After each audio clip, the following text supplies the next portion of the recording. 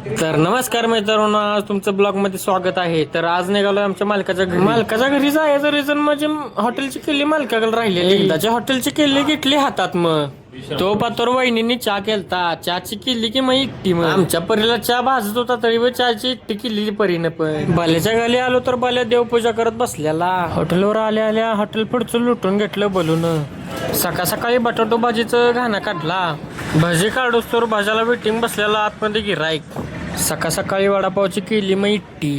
बलूला म्हटलं तो बघ गिराईक बघ तू. तवर आलते हॉटेलवर परीला घेऊन गेलो की मग फिरायला.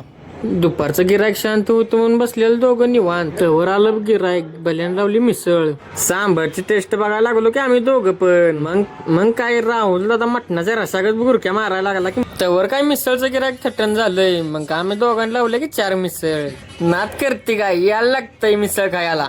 हॉटेल आकाश. मग काय गिरायकाने उठवली की मिसळची इट्टी. 5 वाजले की आम्ही हॉटेलची स्वच्छता करतो.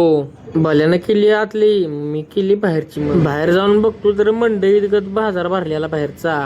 आमचं उत्तम काका पण होतं. मग गेलो बॅनरची प्रिंट आणायला डीएमच्यात. बॅनर आणून लागली चिटकून घेतला. चिटकवाय कमी पण बघायला जास्त माणसं आलती ती.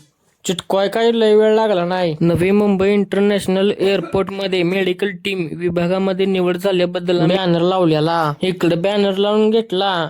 मग आम्ही हॉटेल बंद केलं. आजच्या ब्लॉग मध्ये एवढंच. मग भावानो करा की फॉलो भावाला.